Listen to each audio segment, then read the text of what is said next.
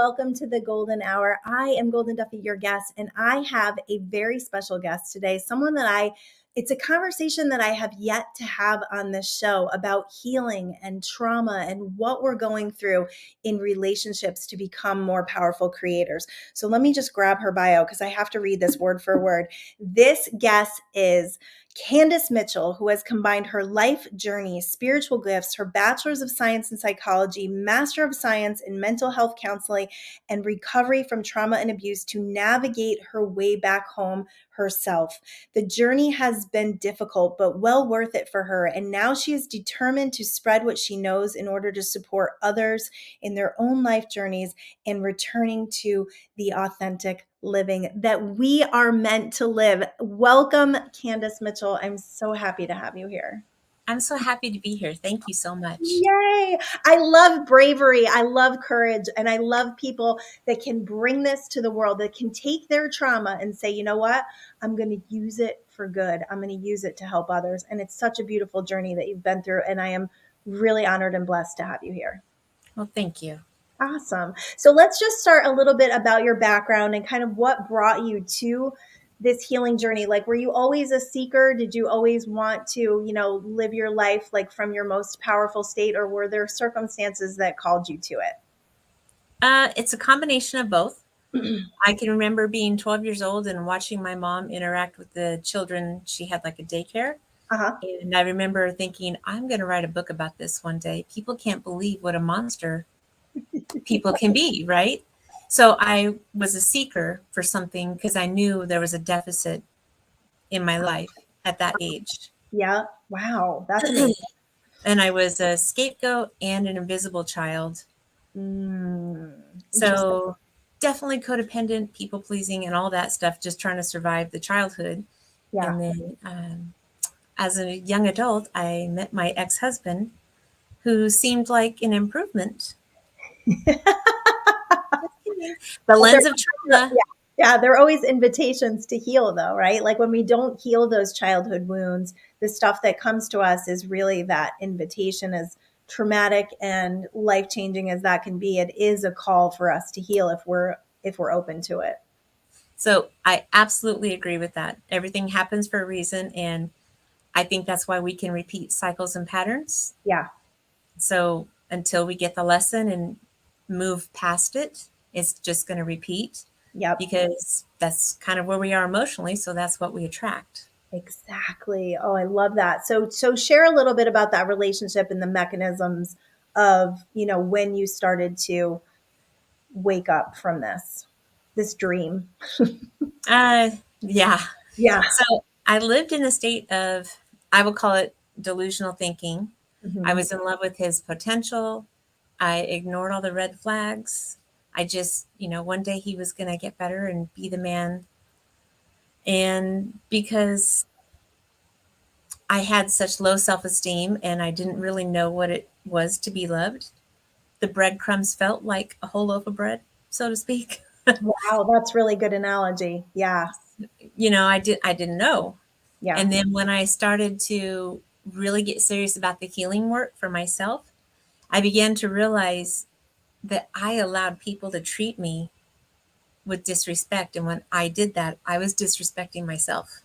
Wow. So was there an aha moment? Like, was there something like, was there an event that brought you to this, or was it kind of over time? There was an event. I'm just, can be open, but I'm going to try to be bland with my words because I'm not trying to mess with anyone's emotions, right? I'm going to be responsible with my energy. Yes. I had a period in my life where I had several miscarriages in a row. And I was on doctor's orders, no sex, because another miscarriage was a grave risk for my life. Oh, wow. And my ex-husband asserted his marital rights to take what he was entitled to. Wow. And I did get pregnant and I did miscarry and I was on 24-hour watch for emergency. Wow. And that moment I knew that he did not love me. Right. That he loved life at risk. Yeah, he loved what I did for him and what I could provide and how I made him feel, but he Yeah. did not love me. Yeah. That's a huge wake up. Huge Yes. wake up. Yeah. And realizing that, you're getting love from a lackful place. Like you're just looking for, like you said, those little breadcrumbs to try to feed something that is this huge, hole or chasm inside of you that this man doesn't even really have the capability of creating with you, helping you to heal that. Although he was a catalyst for that for sure. He definitely was a catalyst for me. Yeah. And the thing is because I refused to take the lesson and stand up for myself and venture into the unknown. Hmm. Wasn't that courageous yet. I had the epiphany, but I just tucked it away. Right. Um, I ended up having a diagnosis of cancer the following year, Oh, jeez. and I stayed because I was afraid to go through cancer alone. Oh, boy. Uh, it was cancer right here, the truth chakra. Wow. I'm pretty sure I manifested it. Yeah. Yeah. I mean, we do, right? Like people don't realize that, but any illness in our body, I always say, is an energetic spiritual component. Yes, and I was blocking my own truth, and look what happened. Wow. That is crazy. So you had to have surgery and walk Mhm. that Yeah. path. Had a neck dissection, and they removed my thyroid and 32 lymph nodes because it had spread.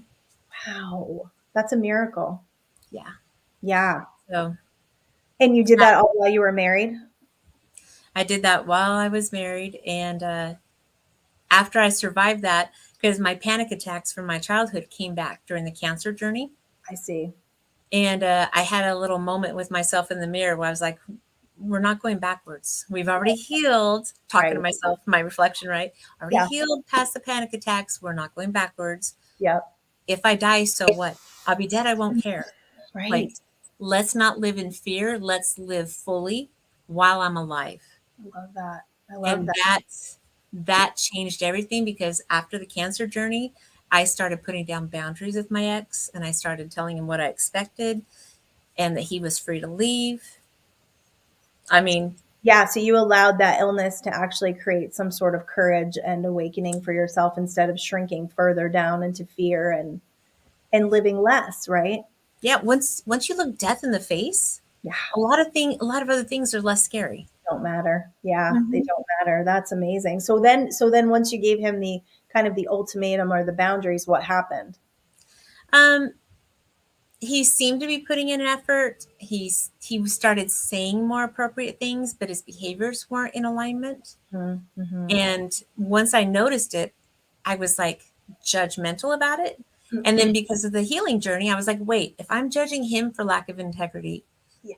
that means I'm having lack of integrity. Wow. So I just began to shift how I saw everything in the world. And just the healing just started happening so fast. Yeah. So you started taking it on, like I always say, like, where is my stuff in this, right? Yes. Oh, What am yes. what am I promoting that's creating this? And that's how you can really be a very powerful person in any relationship. Absolutely. In life. Yes, Yes. life. That's excellent. So what happened then? Um, he would be abusive and then love bomb and then abusive and then love bomb. And Which it is got, that's really tricky. Like that could trick anybody, especially when you're in situations where, you want to feel loved, but you're healing all of this other stuff. It's yes. trickery. That's trickery. So, Well, it causes physiological change in the brain. It shrinks mhm. the hippocampus. It reduces the effectiveness of the limbic system. Wow. That's why it's addictive because you get the dopamine when they love bomb, and then when they take it away, you feel that craving like an addict. Yep. It's seriously, it's trauma to the brain. Wow. So I watched a show. It's called Made on Netflix. And it was, I believe it was based on a true story about a girl who was in emotional domestic violence, which is a little harder to even quantify in the system. But the woman who was running the domestic violence shelter said it takes a lot of times women 7 times to actually leave an abuser because of that process that you just shared. So, all of our listeners who are out there, if there are people in these situations, like, let's just create some awareness about what's happening physiologically so that you yes. can wake up and change these cycles, stop these cycles from happening. Thank you for sharing that. That's Well, amazing. and I want to say, And I say this all the time to people, you're not crazy. It Right. feels crazy because it doesn't make any logical sense, but Yes. you're not crazy. But Yes. yes, Yes, but you're made to feel crazy a lot of times from the abuser, and that's, where gaslighting comes in, and people putting things on you that make you start to doubt yourself. Right? absolutely. Yeah. Absolutely. Yeah. So It's what did just you do with that? say that. I'm sorry. What did you do with that? Like once you were in that process of abuse and love bomb, like where did the line finally get crossed? Um, because of the extraordinary number of times of like SA during our marriage, Hmm. I put a hard boundary that that wasn't happening again and that I would call the police, that he Ah, wasn't allowed to do that. That yep. was actually abuse. And I gave him all the different definitions and ways from coercion to stealthing, whatever, all SA. Yep. And he cried because I made him feel bad. And I Mm, was like, wait a minute. that's Wait interesting. a minute. Okay, okay. So I started seeing him differently. Like my education and logic started happening because I was distancing myself, Yes. Yeah. which really helped me a lot. Hmm. And then, And that's good advice to kind of like scope back a little bit to create a bigger perspective than being like on top of the problem, right? yes, and go to therapy, talk to someone who knows, go to a support group Yeah. because it helps you get a different view on things and Mhm. it validates how you're feeling. Yes. When you're spending time with an abuser who invalidates you all the time, Mhm. it's very important to have that validation so that you can reconnect to how you feel and what you think. Right, right. So that self-critical voice doesn't become the main voice of what you hear all the time. I always call it, it's like if you're listening to that little committee, that's that self-critical, hating on yourself thing, then that person is going to reflect it even more. So it's like learning that that voice is not you and that that's not the true nature of who you are. Absolutely. Yeah. Wow. So Yeah. were you doing that? Were you going to like support groups or were you just doing your own research? Because I find I it really was, interesting that you were kind of like, I'm in solution. I'm figuring this out. well, I'm the kind of therapist that believes that you lead by example. Mhm. So I walk the talk in my life Love it. because I feel like it benefits my clients. Yes. And when I am supporting them or, sorry, assisting them, Yes. they know that it feels authentic, like there's a connection Yes. instead of just a talk down to. I don't want to be the authority in the room. I Right. want to be the support in the room. Yes. I want people to be their own authority. Yes. I love that. And that's so empowering. Yes. Yeah. That's, Yes. that's very empowering. So, So, so you're doing your research and you're kind of compiling this information. Where does it go from there? um, Because this was like, how many years of a journey was this for you? so I was in the relationship for 32 years. Yeah. And I'm sure there's many people that can relate. Because what are we taught? We're taught marriage is forever. We're taught to stick it out. We're taught to endure, right? Like that For is better or for worse, till right. Those are death do us part. the social programmings. And Yes. that made abuse okay, right? That made it endurable. It made it noble to stay in relationships that were terrible. That's a really good way to say it. Yeah. Yeah. Absolutely. I Yeah. felt like it was my responsibility. Yeah. Yeah. Wow. So there just came a point where I had to make a choice. I had to choose me or I had to choose to betray me because Right. I was so aware. Hmm. Love that. So, And what's causing the awareness? Is this like meditating? Is this the research? Like, is it just a compilation of all these things? um, I was doing shadow work. I Okay. was meditating. I was working on healing my nervous system. I was practicing speaking up. You know, being an invisible child goes Mhm. right into being an invisible adult. I know. And yeah, speaking up was like so uncomfortable. Yes. But that moment when I had to choose, I was like, I've been choosing everyone else my whole life and it's not working out that well. Yeah. So I was like, this is it. Yeah. This is my moment. And I chose me. And I actually, we had gone out of town for his birthday. Yep. I left him there. I drove home. Wow. Good for you. He was being abusive and I was crying, and he said to me, "If you're just going to sit here and cry, then take your ass home. Why are Oh. you even here?" And I was like, "Why am I here?" He asked the question, right? He asked the perfect question. I was like, "Huh, okay." I mean, I was going to leave him money for a taxi and everything. I was like, "No. No. He's a he's a big boy. He can figure this out." Wow. Good for you. So was that the last time? Was that it for you? Oh no, because the next month was our 29th anniversary, because we lived together 2 years and dated a year.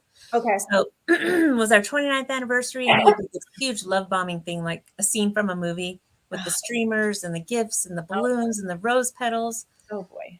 And I had an interesting reaction. I had so much anxiety when I walked in and saw that. I was like, because I knew the cycle by now, that Yep. what follows that is even worse abuse. The expectation. Yeah. Yeah. Yep. And I was like, Oh nope, boy. I think this is it. This is our last anniversary.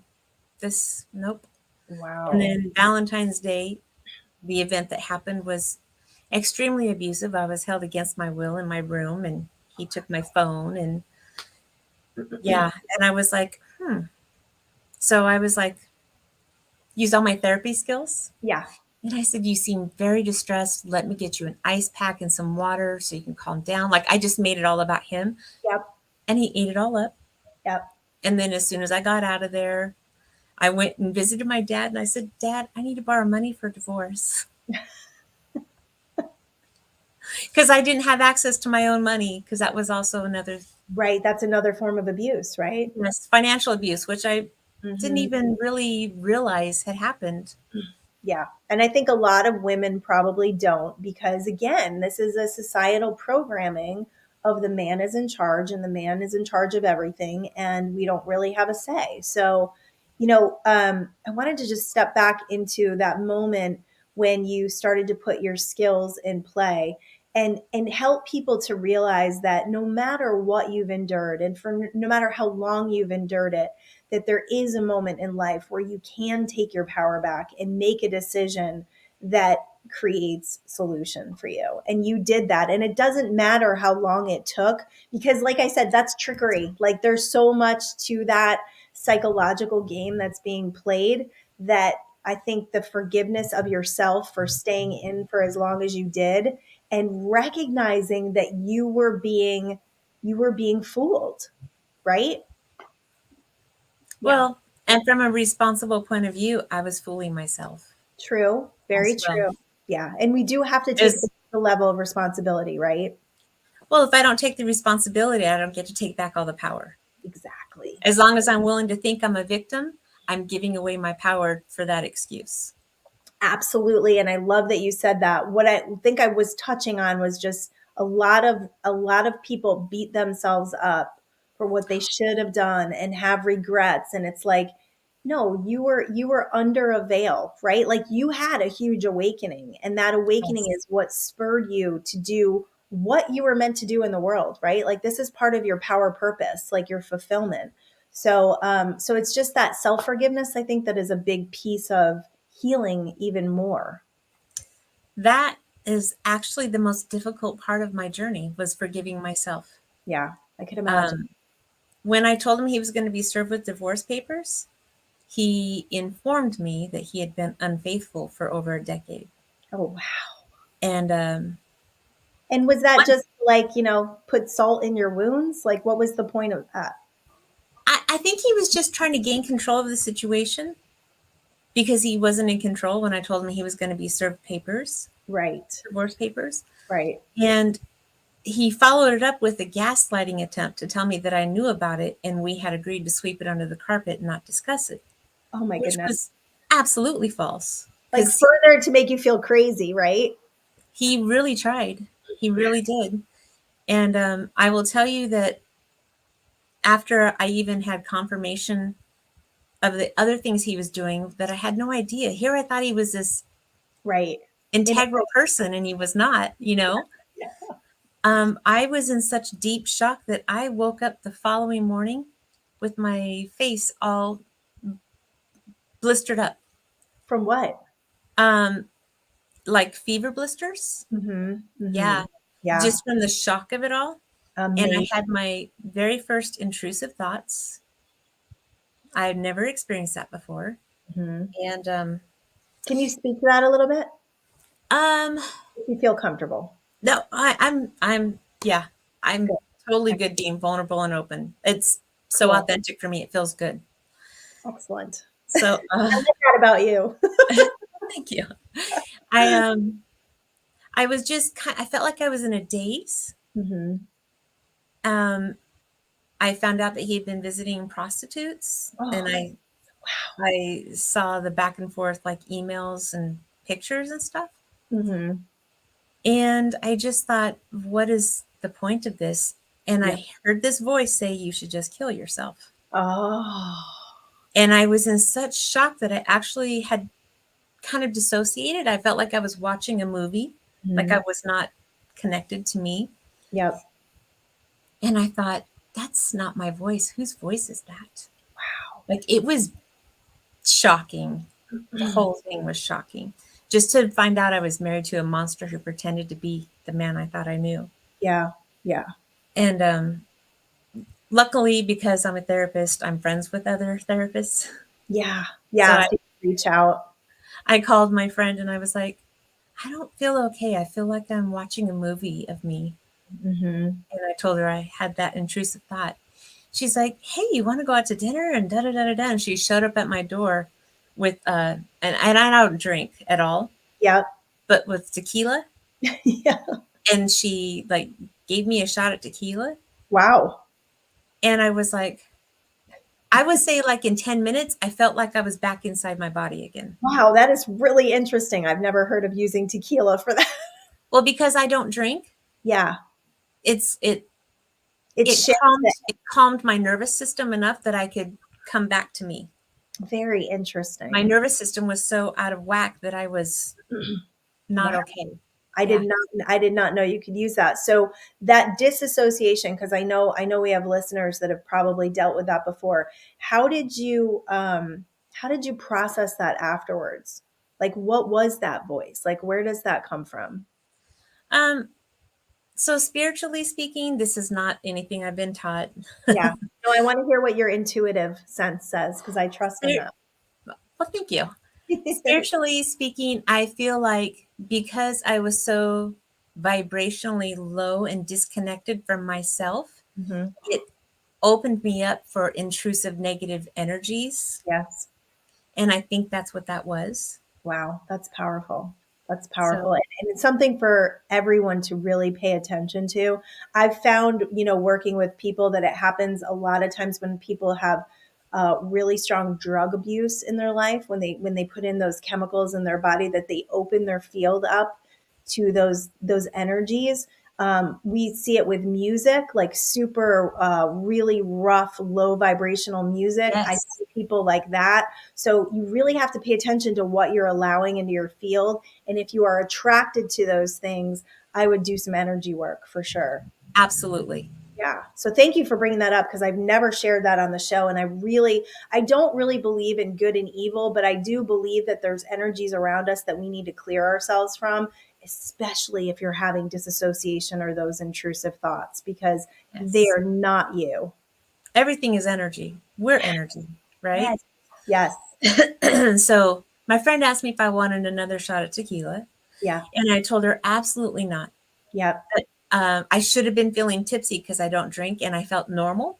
Wow. And I said, to me, that's alarming. And I Yeah. can see why people get addicted to alcohol because it starts out like, okay, I feel better, but then it becomes a dependency thing. So I Yes. said, absolutely not. I do not want another shot of tequila. Thank you for that because I do Yep. feel better in this moment, but I'm not going to use that. Right. I love that. That's good. That's really good. But interesting that it shifted your energy. I've never considered that, but alcohol does change your state. So, like you were saying, you were in such a low state that it can actually create a vibrational energy uptick. But yes, if you overuse it, it does the opposite. Yes, I'm glad absolutely. you did that. Well, and my nervous system was so dysregulated, Yes. and that's what caused the dissociation for me. Yeah. Can you talk So a little bit about that dysregulated nervous system? Because I think That's a concept that people may not totally be aware of. Like, what are some of the symptoms of knowing that your nervous system is off? So I'm going to give a little analogy first of how the nervous system works. Okay, great. Back to the hippocampus. Yep. When something happens, whether it's like people yell surprise at a birthday party or you see a car crash, Okay. right? Your hippocampus responds the same way. Like something has happened. Right. And your limbic system comes in and was like trying to match memories. Is this a good thing or a bad thing? Yep. And then as you're like, oh, these are my friends, they just surprised me. Then your hippocampus is like, false alarm, calm down, guys, we're good. And your Yep. nervous system can do all the things to regulate your system again, to, know what to do with the cortisol, just to help control everything so that your body, you have resilience that way. Right. However, when you live in a state of chronic fight, flight, or freeze, or Yep. fawn, your hippocampus shrinks and its ability to perform diminishes. So your nervous system is always on high alert looking for danger. So it Right. doesn't matter if your friends surprise you, it all feels the same. It all feels terrible. It all feels like a threat of danger. Right. So when your nervous system is at that point, which I had been living in that state for years, right? Years. Yeah. So when this last thing happened and my whole world was upside down, I didn't even know what to do with it. My hippocampus was offline. Right. It just caused. So you just feel confused and you don't feel like yourself. And then you get the dissociation, and that just perpetuates it all.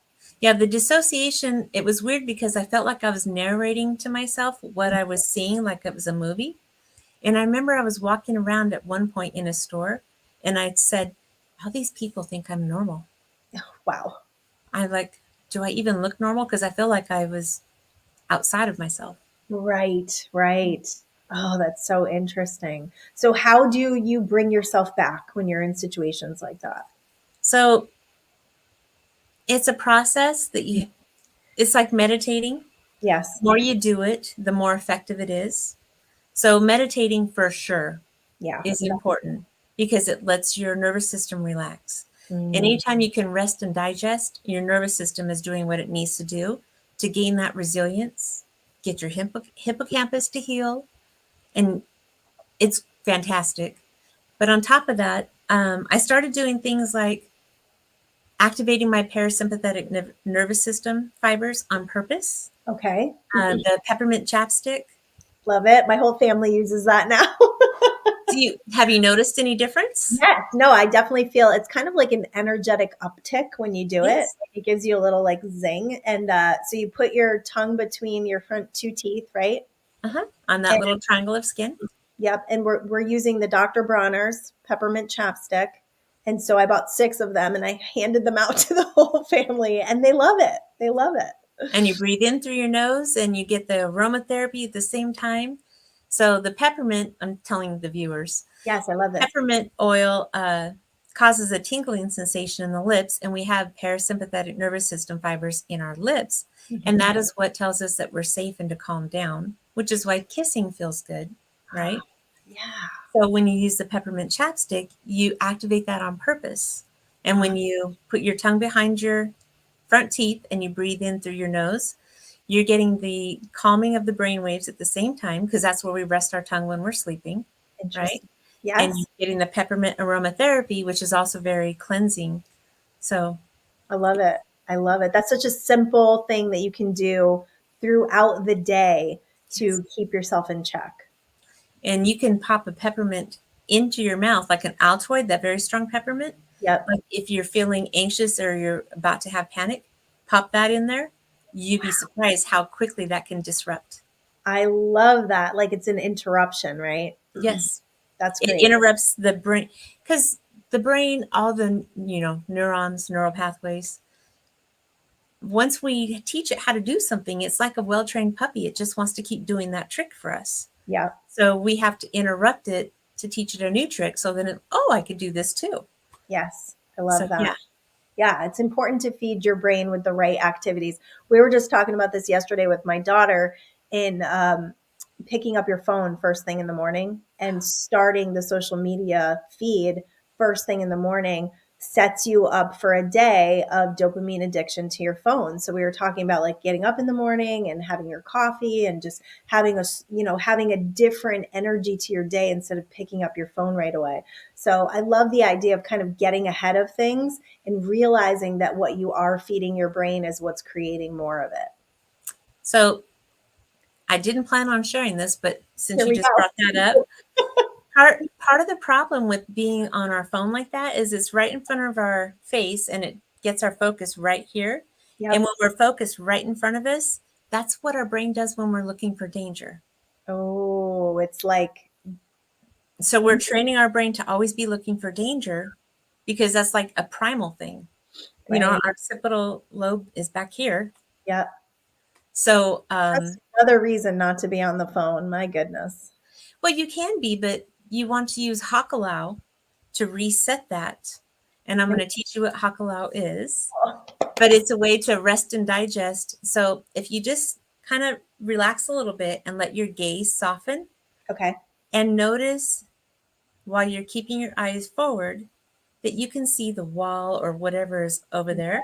Yes. Yes. And notice if you broaden your gaze that you can also see the ceiling Yes. and you can also see the floor Yep. and you can see out here. Yep. And when you're in that restful state of when you can take all that in at the same time, don't Yep. you feel that urge to sigh right now? Yeah. Yeah. That undoes this. Wow. That's really, and very simple, a very simple exercise that you can do. And I'm going to tell you something spiritually speaking, because Yes. I just told you the psychology, the brain stuff. Yep. But spiritually speaking, when you do that, you're actually expanding your energy. And so when you do that, when you're with somebody, it causes like an energy exchange and you can really connect with people energetically. I love that. I love that. It's so funny because I talk about business mode. I always say that people are always in business mode, which means they don't see they're doing exactly what you were saying, and they don't even see you. So they miss the human connection that we can have from smiling at one another or just engaging in a conversation. So I love the idea of that being inclusive and Mhm. allowing us to connect. That's so amazing. And what Like is that as called? an hakalau, it's a Hakala. Hawaiian word. I love it. Um, as an experiment, you could sit down with your family at dinner tonight and teach them that, and all of you do it, and Yes. then have your meal together and see how that goes. I'm doing this. How do you spell that word? I want to just make sure I get it right. Hakala. Um, uh, Okay. You know what? H I'm just going to write it A K. as it sounds and we'll I just know go with it's HAK, okay. but yeah, it's That sounds hakalau. right. Hakalau. Okay, perfect. I'm doing that tonight. That's a great experiment for all of you out there to try with your families or your loved ones just to create connection because what I'm seeing in our world is people going out to dinner. I saw a family of three, a daughter and her parents on their phones the whole time they're at dinner and this is in the most beautiful place, Laguna Beach, California, with the most beautiful view, and they're sitting there on their cell phones and they're not talking to one another. And I thought, we got to do better. We got to do better. Yeah, Right? like Yeah. we all crave connection and we're so disconnected. Yes, I love this. This is so many good tips. I just want to share your social media. So this was, let me see. We have your is this your website? That is for my podcast. I Okay. want people to use that if they want to be guest speakers or if they have ideas or questions they'd like me to talk about. Awesome. And So this is an email. it's a play on words because BS stands for belief system. I love it. So this is that the name of your podcast? It really is all BS. Oh, I Yes. love it so much. Okay. So that's where you can find her. You can email her and you can find her podcast. Or you're just like on Spotify and Apple and all those good places. Yes. Okay. Perfect. And then I did do your TikTok and it didn't save again. How strange. Why does that keep happening? So your TikTok is, let me just hide that. I just want to make sure people can get in touch with you and follow you because honestly, the work you're doing in the world is so important. Okay, so you're Candy Lou Who on TikTok. Yes. But it's Candy with an I. That's how you really spell it. But I misspelled it on purpose for the email because I know people are going to do it. I love it. There Candy you Lou Who go. on TikTok. There you go. Candy Lou I Who. we used to call my daughter Emma Lou Who. I love it. It's so Well, my great. grandpa called me Candy Lou. Oh, I My love name that is so much. Candice Louise. I Yeah. love it. Candy Lou, that's so cute. So you can find her on TikTok. She has a lot of great information on there and just wisdom that she's sharing in her daily process of becoming better, becoming more, and expanding and growing. So that's how you can connect with her. And I'll share that one more time before the end of the show. So where we're at right now, do you have some more little tips you can give us on that? That parasympathetic nervous system is something that I'm really just coming to understand. You know, when your nervous system gets offline, I have a couple of daughters who deal with this, so I'm really starting to have some awareness about what this is about. I was actually just thinking my husband scared me recently with a spider. He threw a spider at me and I freaked out. And I've noticed he scares me. He likes to do this. He likes to keep me laughing. I get almost angry and then I start laughing. So I'm like, it's interesting to see like where my nervous system is when he does it. I will either instantly laugh or I'll go through that process of wanting to be mad at him first. Right? So you're really giving me an awareness of like, I was probably stressed when he did that. And that's Yes. where I went through that process. Cause it really is what he's doing is very funny. It may not sound funny, but it is like he loves to make me laugh. He loves to play. And so I love that. I love the idea of just being aware of like, where is my nervous system right now? Well, so what's interesting is anger is actually a tool of the ego. Hmm. And I don't mean like when they're, oh, he's so arrogant, look at that ego. No, I mean psychological ego, which is there to Hmm. protect us and keep us safe. So Right. when you get angry, that's that fight, flight, or freeze. That's you wanting to fight. That's, Yes. protect yourself. Yep. So that's in that I love situation. it. It's kind of funny because it's a Yeah. small threat, It but your is. Yeah. hippocampus goes back on, right? Yeah. And tells you, and so you have that resilience to recover rather quickly. Yes, yes, within seconds I can recover. So that's really interesting. Yes. So can you share some more maybe like what are some of the lessons that you've learned coming through this because you are on the other side, right? Like what are some of the benefits that you can share that you've experienced from really being brave and courageous and doing what you know that you needed to do instead of, falling for a social programming and suffering your life out, right? Well, I came to the conclusion that playing it safe was actually not very safe. Mm, So I had to decide who I wanted to be and how I wanted to get there. love it. And at some point, I started using all the skills. I'm a certified clinical hypnotherapist. So I would make hypnotic recordings for myself Ah, I and I love would meditate and hypnotize myself, wow. which my subconscious mind totally believes everything my voice says, anyways. So why not use it to my Sure. advantage? Right. So smart. So smart. I love that. And I used universal law.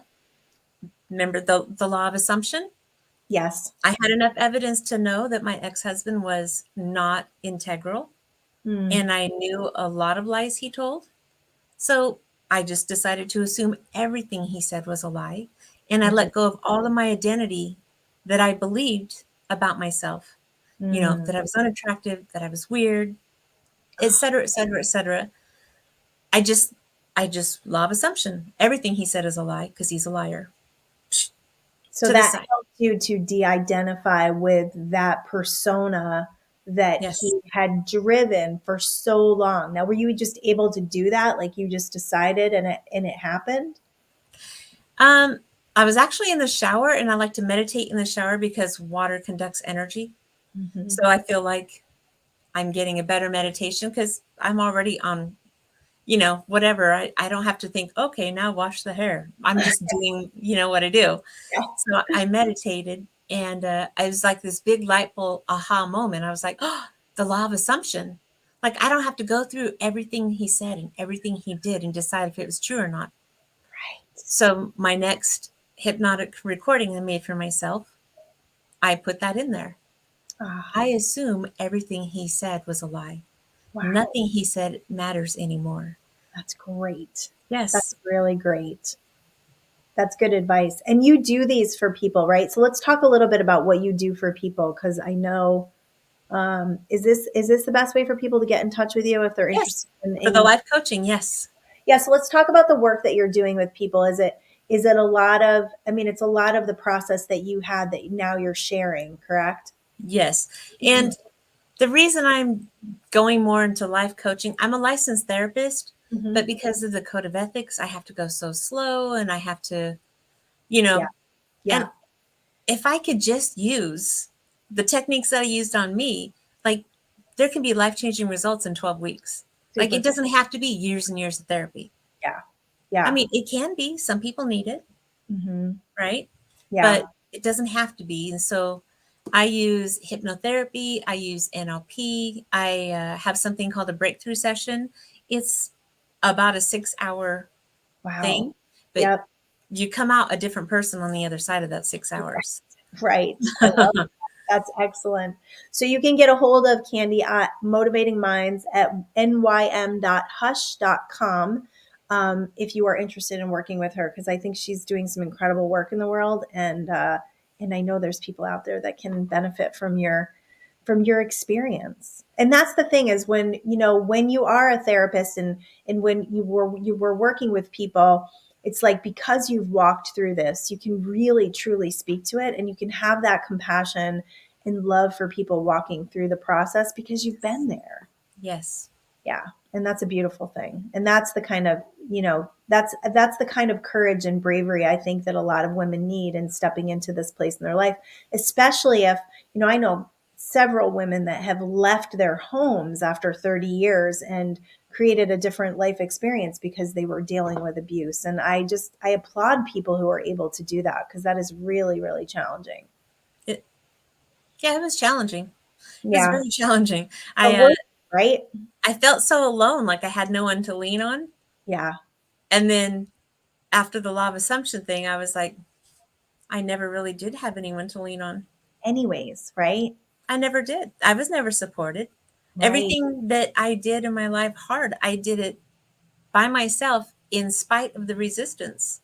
Right. Again, he was the heavy lifting that made me as strong as I am. Right. Right. Well, he didn't make me, I Right. chose it, but he supported that choice. You decided. Yeah. You're the I one who decided. decided. Yeah. And I love that. So what are some of the benefits that you've walked through now that you can share? Like what's the light, for people that we can shine back and say, come this way? So I could not have predicted that this would be where I am right now, Yeah. but I have lost 90 pounds since my divorce. That's incredible. That's a person. You lost a person. That's I'm as amazing. thin as I was in high school. I Wow. mean, I was a heavy high school student, so don't get, too excited. But still, I'm as thin as I was in high school. Wow. Um, and the And thing that's is, the magic of letting go of this heavyweight stuff, right? Like this stuff that is just bogging you down and well, creating so much heavy energy in your body. and when you work on healing the nervous system, what happens is the hippocampus begins to work again, and the Mhm. fight, flight, or freeze response is less frequent. And then, see, when the fight, flight, or freeze response happens, your body gets ready for either a serious run or a fight, whatever you got to do. And Yep. so it takes all the glucose from your cells to turn into energy to match it with that cortisol. Yep. And then when nothing happens, your body says, oh, never mind. And it stores all that glucose as fat, Yep. usually around the midriff, thighs, Yep. buttocks, backs of arms, right? But then you get these strong sugar cravings afterwards because your cells are depleted of glucose and you need to replenish that. And there's the cycle of self abuse, maladaptive coping with the nervous system. Yep. So I found out that when I started taking care of my nervous system, I stopped having cravings for sugar. Interesting. Really And, interesting. and the weight just started falling off. And the more I took care of, like, I've just decided to eat clean. Yeah. Yeah. Well, and you're more attracted to that lighter eating because you're not in those lower emotions, right? You're not in that heavy, Yeah. heavy And place. I'm So you just feel not a like, victim to my chemical shitstorm, so to speak. I'm just, right? I'm calm and I'm in control. And because of the exercises that I know, I if I do feel like something's wrong, in fact, I could show you that one of the exercises. It's very quick. It takes about Let's do 1 it. minute. Let's do it. So I'm going to take off my glasses so you can see my eyes. Okay. I want you to turn your head to the right and just notice any tension in the neck and notice how far your chin lines up with your shoulder. And Okay. then turn to the left and notice the same thing. And if they're not even, Yeah. then your nervous system could use a little reset. Okay. So They're you're going tight. to They're tight, Candy. They're tight. interlace your fingers, then Okay. put your hands behind your occipital bone, Okay. pull your elbows back a little bit, and then just move your eyes, keep your head straight, all the way to the right as far as you can, and hold your eyes there until you feel the need to yawn or sigh. Wow, that's crazy. And then once you do that, move your eyes to the other side until you feel the same sensation.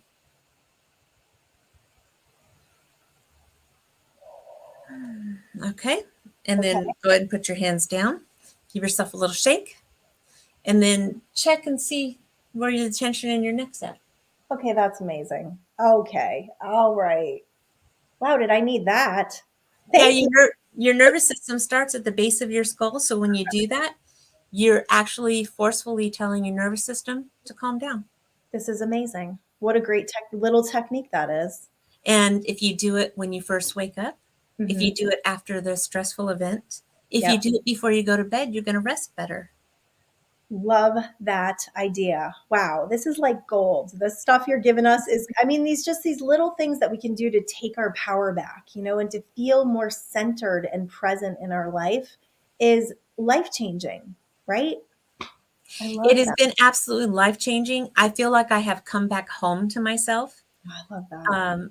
I don't live for anyone else's approval, opinions, standards. Wow. And it feels really good, though. It doesn't feel like an act of rebellion. It feels like I choose me. I Yes. Can choose we me. can we talk a little bit about that? Because, there is this idea, and I really think it started from sharing, when we had to share when we were little kids and we had to give our toy to somebody else because they mattered more than we did. That's the energy that I get from it. And I didn't actually, after I became aware of this, I didn't make my kids share their really special stuff anymore because I just felt like it was a violation. It is And a violation. it's a Yes. total violation. And the idea that if we're selfish, right? The idea of being selfish and living our lives for ourselves instead of other people is one of the biggest programmings I have worked to debunk because it's bullshit, right? It absolutely is because selfish has a negative connotation in our society. Yeah. But whose job is it to take care of you? Right. You need to be selfish because if you're not selfish and take care of you, how can you help anyone else? Yes, I agree. And if you treat yourself with a golden standard, see what I Yes. did there? Like that. I like that. If you treat yourself with the golden standard, it changes your vibration and expectancy, and then the people around you treat you better. They value you. They value you. Well, Yes. and they Yes. don't even know why, but it's like they catch the vibe and they just like I work with a lot of men with traumatic brain injury, uh, ex felons, the bad boy type, Yeah. scare people. They Yeah. are the best. They are so well behaved for me, Yeah. and I don't. It's just my vibe. So interesting. Yeah. I've actually had people ask me like, "Oh, what do you do about the haters?" I'm like, "Well, I don't have haters. Like I don't conduct that energy that activates hate in the world." You know what I mean? Well, and if you don't look for it, you don't see it anyway. Oh, exactly, exactly. So that's like a total reflection. I love this so much. So can you share some advice for maybe some people that are in relationships that sound very similar to yours? What are some things they can begin to do to kind of open up? I mean, we're not saying go leave your spouses, but what are some things they can start doing to awakening to this process of taking their power back in relationships and maybe even healing within those relationships if that's possible. Well, I would suggest having open communication Hmm. because as soon as you start changing your behavior to manage another person's mood, that's already toxic. That's already a huge red flag. Yes. You shouldn't change how you behave or what you're allowed to say or not because somebody else might get mad. Yeah. Okay. Yep. And if you can't ask them to go to therapy or have open conversation about your emotional needs, and let's have I guess, an agreement around how we're going to communicate and treat each other. If you Yeah. can't do that, you just might want to reevaluate what you're Yeah. investing in. That's a And then red. Yeah. it's a huge red flag. Yeah, for sure. And so, what are some of the beginning steps you can do to just start becoming more aware and, like finding more? Because you really did the work on yourself. And I would definitely just really suggest that people talk to you if they're going through this process. But what are some of the things that you did? Because you said you were kind of alone in this process. I mean, you did have people you could reach out to, but in the beginning, it was all you, right? Um, yeah, it was all me because he he's very charming, Hmm. and that long together, all of our friends were our friends. I see. I see. So And nobody's really going to believe this stuff, right? They're going to call you crazy, right? yep. Yeah. Interesting. So So that feels like an alienation in itself. yes, Yeah. yes. How did you overcome that, like that feeling of being alone? So what's funny is I told him I was trying to have open communication. I was trying to build a bridge. I was seeing if it was salvageable before I threw in the towel. Yep. And I told him that I've never felt so lonely in my life as I feel married to him, Oh, wow. because I don't feel accepted. I don't feel liked. I don't feel supported. And I feel like I'm investing all of me into him, and he's also investing all of him into him. Right. And I don't have anybody on my side. Right. And he thought that was funny. Oh, boy. And I was like, I felt like that was confirmation. So at that moment, I just decided, I took a vow to myself. I've tattooed it on my ring finger, I love the it. infinity, that Yes. from now on, I will always choose me first. Oh, I love that. That's amazing. Yeah. So That's good. That's I important. didn't get the tattoo I till love, after the divorce, but I took the vow uh before that. right. And I love where you went with these things. Like instead of just letting them further push you down, you just kept rising up, right? You just kept rising up against it until you got to the point where you were able to rise above it completely and get out of it. Yes. That's Um, incredible. and incredibly, I will say that resilience to never give up hope and always know that something better is available Love came that. from my mom. Really? Because I, yeah, the way she Yeah. treated me, I just was like, someday I will have love. Someday I will have a normal family. Someday I will have, and that And that's just, how your trauma and the things you've walked through as a child can empower you in becoming an yes, adult. I love yes, that. Yeah. That's good stuff right there. Yeah. yeah. Good. So good. I believe everything is a gift, and it might not be pleasant, but Mhm. still a gift. You got to look for the gifts though, right? You got to look for the deeper meanings. You got to look for the gifts and you have to decide that you're not the victim and that you do have the ability to rise above these things and become more. So good. Absolutely. Otherwise, what's the point? Like What's the I think point? everything happens for a reason, and I think everything that happens has purpose. If we're Yes. willing to get into the flow of the universe, and instead of like needing to control the boat and row the oars, just be in the flow and take what comes and make the most of it, Yeah. because the path changes as we change. So true. It's So not true. linear, Yeah. And we can either fight the ride or we can flow with the ride, right? right? We can either grip it till our fingernails are embedded in the handlebar, or we can just like woo, like on a roller coaster. A free ride. We just do a free ride. Yeah. Well, Yeah. thank you so much. I'm just going to share one more time your email address, Motivating Minds, because if people need to get in touch with you, this is the best way. And you can look for Candy also, Candy Luhu on TikTok. I am just so impressed by your story, and I'm so honored that you were here to share so many like amazing tips that I'm going to take with me, and that our listeners can take with them. So I really hope that people reach out to you and experience the wisdom that you have in carrying them through one of the most important processes I think we have in this world is to take our power back and to heal from the traumas of childhood.